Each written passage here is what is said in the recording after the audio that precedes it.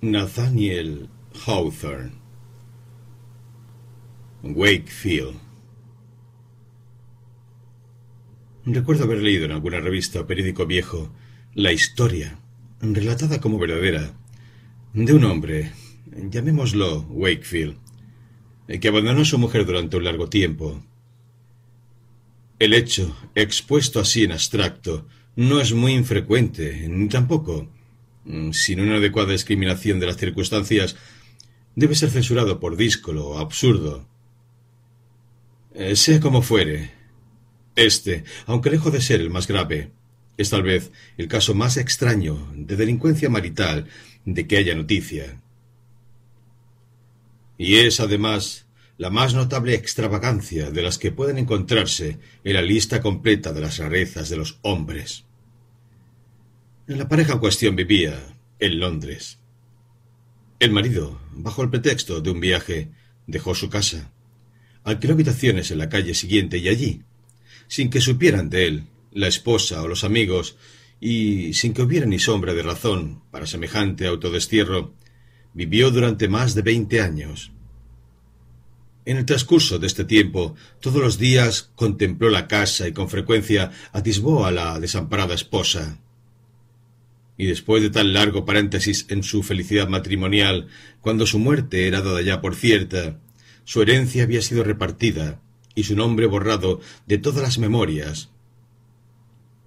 Cuando hacía tantísimo tiempo que su mujer se había resignado a una avidez otoñal, una noche él entró tranquilamente por la puerta, como si hubiera estado afuera solo durante el día, y fue un amante esposo hasta la muerte. Este resumen es todo lo que recuerdo, pero pienso que el incidente, aunque manifiesta una absoluta originalidad sin precedentes, y es probable que jamás se repita, es de esos que despiertan las simpatías del género humano. Cada uno de nosotros sabe que, por su propia cuenta, no cometería semejante locura, y sin embargo intuye que cualquier otro podría hacerlo. En mis meditaciones, por lo menos, este caso aparece insistentemente, asombrándome siempre, y siempre acompañado por la sensación de que la historia tiene que ser verídica, y por una idea general sobre el carácter de su héroe. Cuando quiera que un tema afecta a la mente de modo tan forzoso, vale la pena destinar algún tiempo para pensar en él. A este respecto, el lector que así lo quiera puede entregarse a sus propias meditaciones. Mas si prefiere divagar en mi compañía a lo largo de estos 20 años del capricho de Wakefield, le doy la bienvenida, confiando en que habrá un sentido latente y una moraleja. Así no logremos descubrirlos, trazados pulcramente y condensados en la frase final. El pensamiento posee siempre su eficacia, y todo incidente llamativo su enseñanza. ¿Qué clase de hombre era Wakefield? Somos libres de formarnos nuestra propia idea y darle su apellido. En ese entonces se encontraba en el meridiano de la vida.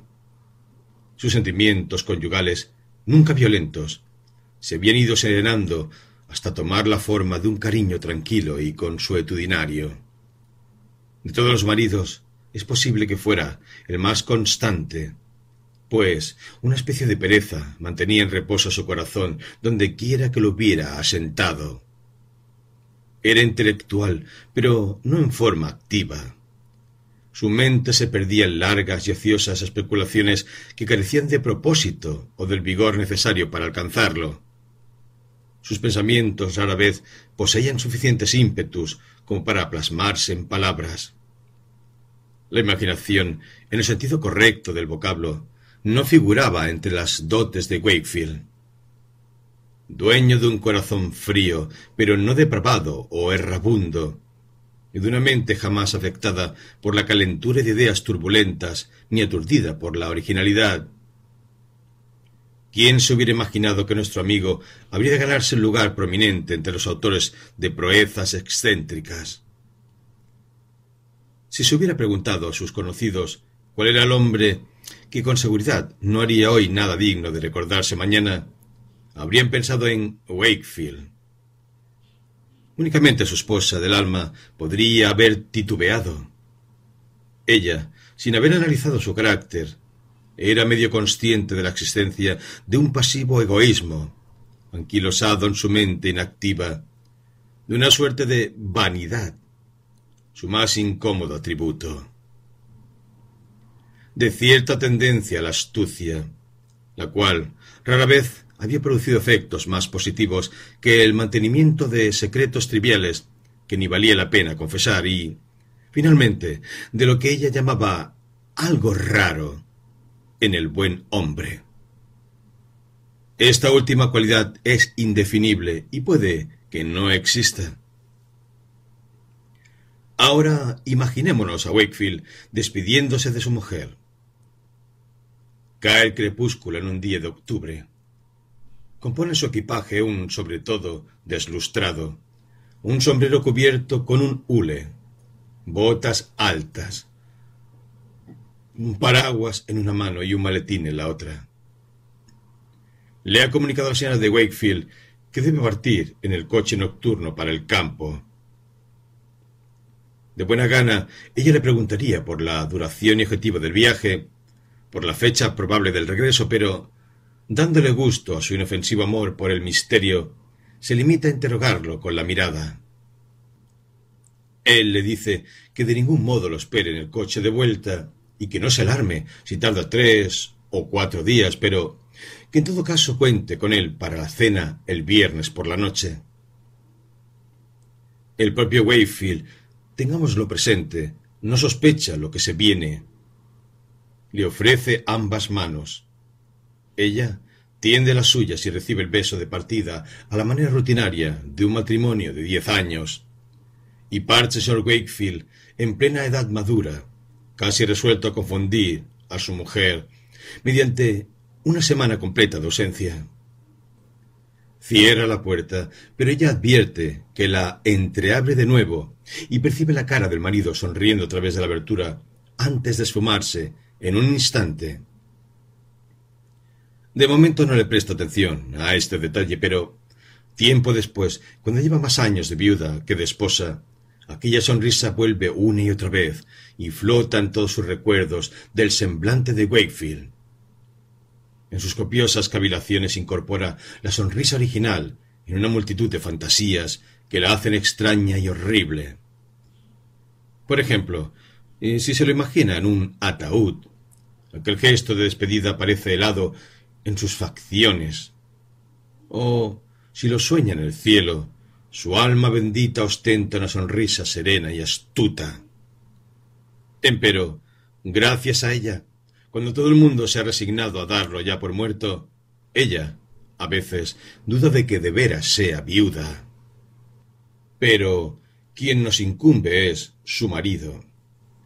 Tenemos que correr tras él por las calles antes de que pierda la individualidad y se confunda la gran masa de la vida londinense. En vano lo buscaríamos allí. Por lo tanto, sigámoslo pisando sus talones hasta que, después de dar algunas vueltas y rodeos superfluos, lo tengamos cómodamente instalado al pie de la chimenea en un pequeño alojamiento alquilado de antemano. Nuestro hombre se encuentra en la calle vecina y al final de su viaje.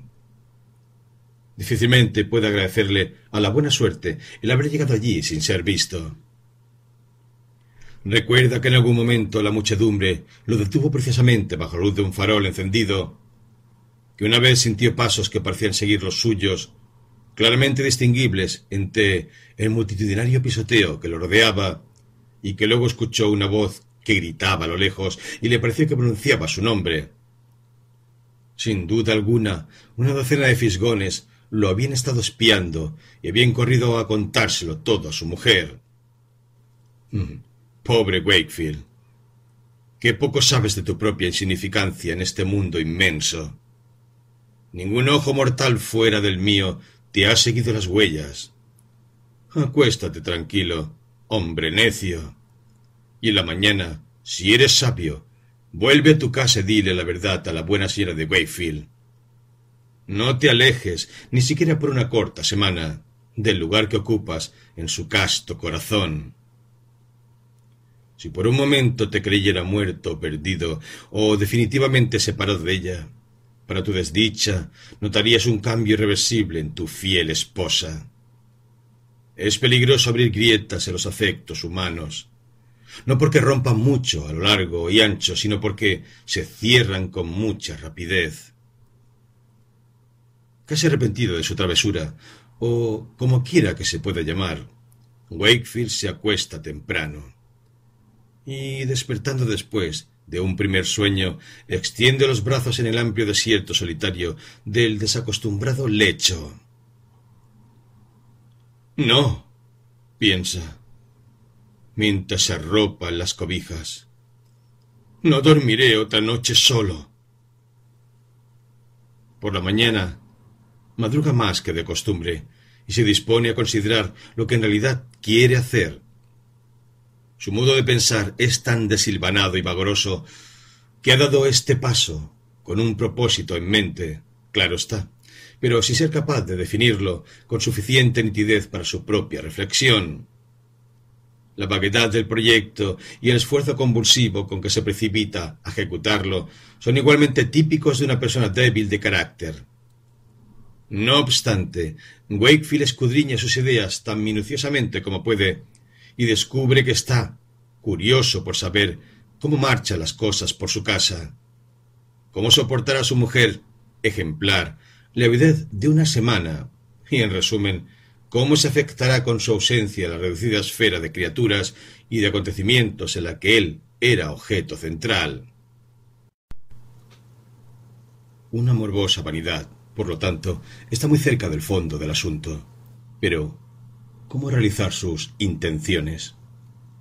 No, desde luego, quedándose encerrado en este confortable alojamiento donde, aunque durmió y despertó en la calle siguiente, está efectivamente tan lejos de casa como si hubiera rodado toda la noche la diligencia.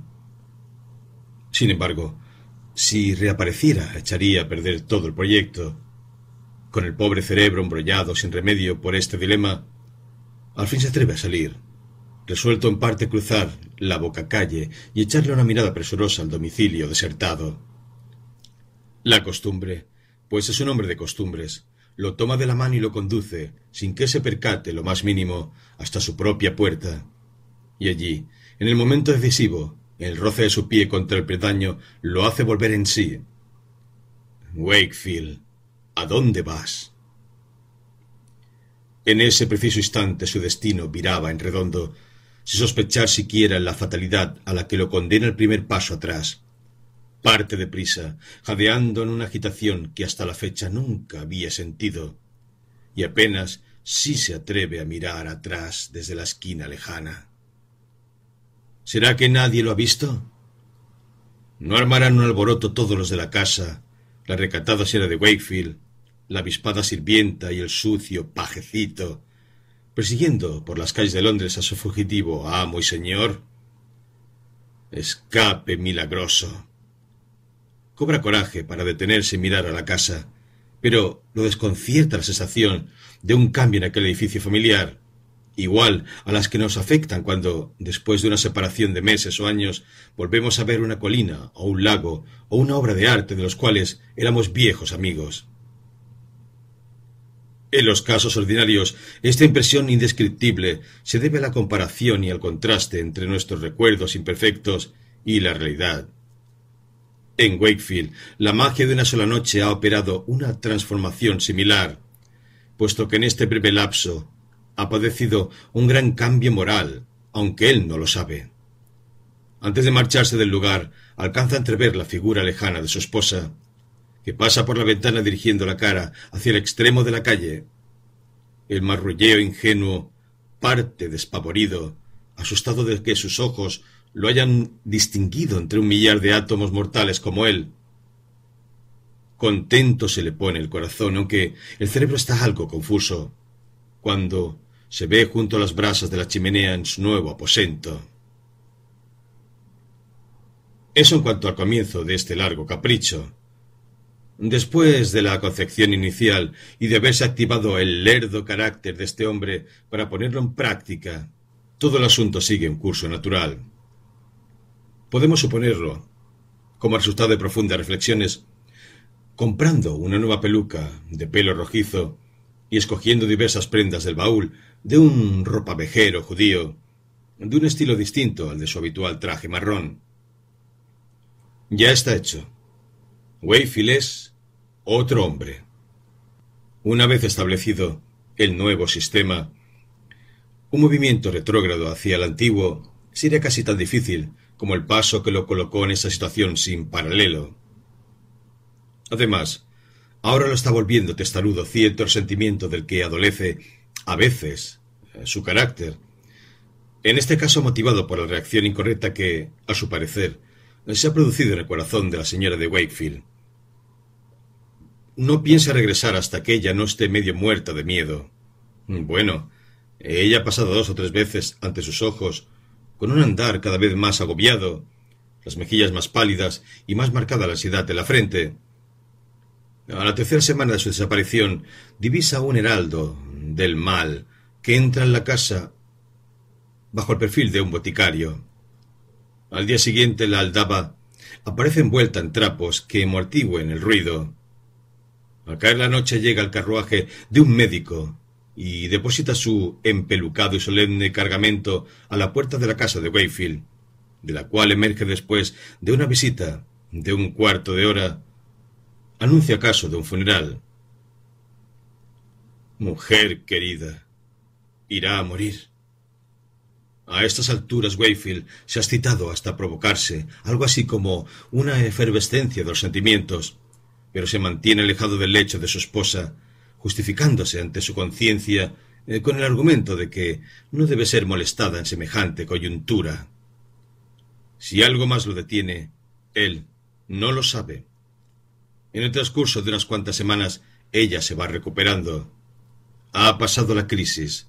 Su corazón se siente triste, acaso, pero está tranquilo. Y así, el hombre regrese tarde o temprano, ya no arderá por él jamás. Esas ideas fulguran cual relámpagos en las nieblas de la mente de Wakefield y le hacen entrever que una brecha casi infranqueable se abre entre su apartamento de alquiler y su antiguo hogar. Pero si solo está en la calle de al lado, se dice a veces. Insensato. Está en otro mundo. Hasta ahora él ha aplazado el regreso de un día en particular a otro, y en adelante deja abierta la fecha precisa. Mañana no. Probablemente la semana que viene. Muy pronto. Pobre hombre. Los muertos tienen casi tantas posibilidades de volver a visitar sus moradas terrestres como el autodesterrado Wakefield. Ojalá yo tuvieras que escribir un libro en lugar de un artículo de 12 de páginas. Entonces podría ilustrar cómo una influencia que escapa a nuestro control pone su poderosa mano en cada uno de nuestros actos y cómo urde con sus consecuencias un férreo tejido de necesidad. Wakefield está hechizado. Tenemos que dejarlo que ronde por su casa durante unos 10 años sin cruzar el umbral ni una vez, y que le sea fiel a su mujer con todo el afecto que es capaz su corazón, mientras él poco a poco se va apagando en el de ella. Hace mucho, debemos subrayarlo, que perdió la noción de singularidad de su conducta. Ahora contemplemos una escena. Entre el gentío de una calle de Londres distinguimos a un hombre, entrado en años, con pocos rasgos característicos que atraigan la atención de un transeúnte descuidado, pero cuya figura ostenta, para quienes poseen la destreza de leerla, la escritura de un destino poco común. Su frente estrecha y abatida está cubierta de profundas arrugas. Sus pequeños ojos apagados a veces vagan con recelo en derredor, pero más a menudo parecen mirar adentro. Agacha la cabeza y se mueve con un indescriptible sesgo en el andar, como si no quisiera mostrarse de frente entero al mundo. Obsérvelo el tiempo suficiente para comprobar lo que hemos descrito y estar de acuerdo con que las circunstancias, que con frecuencia producen hombres notables a partir de la obra ordinaria de la naturaleza, han producido aquí uno de estos. A continuación, dejando que prosiga furtivo por la acera, dirija su mirada en dirección opuesta, por donde una mujer de cierto porte, ya en el declive de la vida, se dirige a la iglesia con un libro de oraciones en la mano. Exhibe el plácido semblante de la viudez establecida. Sus pesares o se han apagado o se han vuelto tan indispensables para su corazón que sería un mal trato cambiarlos por la dicha. Precisamente cuando el hombre enjuto y la mujer robusta van a cruzarse, se presenta un embotellamiento momentáneo que pone las dos figuras en contacto directo. Sus manos se tocan. El empuje de la muchedumbre presiona el pecho de ella contra el hombro de él. Se encuentran cara a cara, se miran a los ojos. Tras 10 años de separación, es así como Wakefield tropieza con su esposa. Vuelve a fluir el río humano y se los lleva cada uno por su lado. La grave viuda recupera el paso y sigue hacia la iglesia, pero en el atrio se detiene y lanza una mirada atónita a la calle. Sin embargo, pasa al interior mientras va abriendo el libro de oraciones. Y el hombre, con el rostro tan descompuesto que el Londres atareado y egoísta se detiene a verlo pasar, huye a sus habitaciones, cierra la puerta con cerrojo y se tira en la cama. Los sentimientos que por años estuvieron latentes se desbordan y le confieren un vigor efímero a su mente endeble. La miserable anomalía de su vida se revela de golpe y grita exaltado: «Wakefield, Wakefield, estás loco». Quizás lo estaba. De tal modo, debía de haberse amoldado a la singularidad de su situación que, examinándolo con referencia a sus semejantes y a las tareas de la vida, no se podía afirmar que estuviera en su sano juicio. Se las había ingeniado, o más bien las cosas habían venido a parar en esto, para separarse del mundo, hacerse humo, renunciar a su sitio y privilegios entre los vivos, sin que fuera admitido entre los muertos. La vida de un ermitaño no tiene paralelo con la suya. Seguí inmerso en el tráfago de la ciudad como en los viejos tiempos, pero las multitudes pasaban de largo sin advertirlo. Se encontraba, digámoslo en sentido figurado, a todas horas junto a su mujer y al pie del fuego, y sin embargo nunca podía sentir la tibieza del uno ni el amor de la otra. El insólito destino de Wakefield fue el de conservar la cuota original de afectos humanos y verse todavía involucrado en los intereses de los hombres, mientras que había perdido su respectiva influencia sobre unos y otros. Sería un ejercicio muy curioso determinar los efectos de tales circunstancias sobre su corazón y su intelecto, tanto por separado como al unísono. No obstante, cambiado como estaba, rara vez era consciente de ello y más bien se consideraba el mismo de siempre. En verdad, a veces lo asaltaban vislumbres de la realidad, pero sólo por momentos. Y aún así, insistía en decir: «Pronto regresaré», sin darse cuenta de que había pasado 20 años diciéndose lo mismo. Imagino también que, mirando hacia el pasado, estos 20 años le parecerían apenas más largos que la semana por la que, en un principio, había proyectado su ausencia. Wakefield consideraría la aventura como poco más que un interludio en el tema principal de su existencia. Cuando, pasado otro ratito, juzgara que ya era hora de volver a entrar en su salón, su mujer aplaudiría de dicha al ver al veterano señor Wakefield. ¡Qué triste equivocación!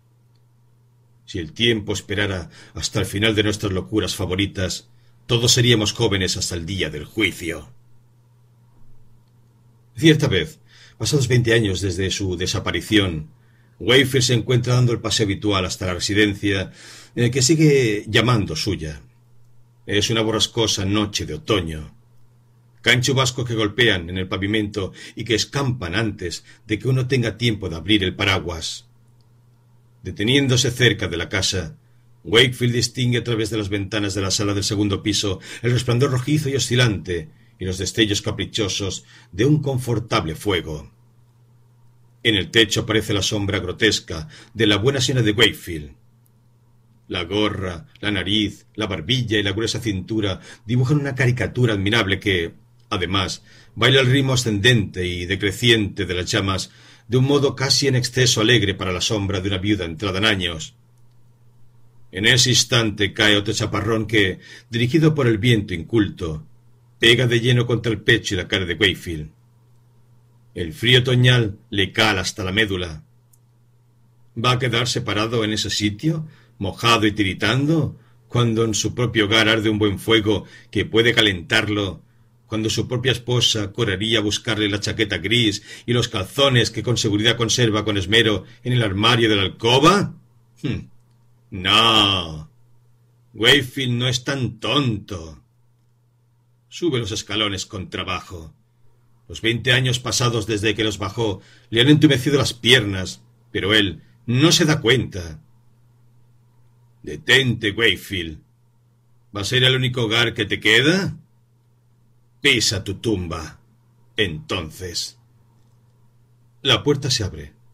Mientras entra, alcanzamos a echarle una mirada de despedida a su semblante y reconocemos la sonrisa de astucia que fuera precursora de la pequeña broma que desde entonces ha estado jugando a costa de su esposa. Cuán despiadadamente se ha burlado de la pobre mujer. En fin, deseémosle a Wakefield buenas noches. El suceso feliz, suponiendo que lo fuera, sólo puede haber ocurrido en un momento impremeditado. No seguiremos a nuestro amigo a través del umbral. Nos ha dejado ya bastante sustento para la reflexión, una porción del cual puede prestar su sabiduría para una moraleja y tomar la forma de una imagen. En la aparente confusión de nuestro mundo misterioso, los individuos se ajustan con tanta perfección a un sistema, y los sistemas unos a otros, y a un todo, de tal modo que con solo dar un paso a un lado, cualquier hombre se expone al pavoroso riesgo de perder para siempre su lugar. Como Wakefield se puede convertir, por así decirlo, en el paria del universo.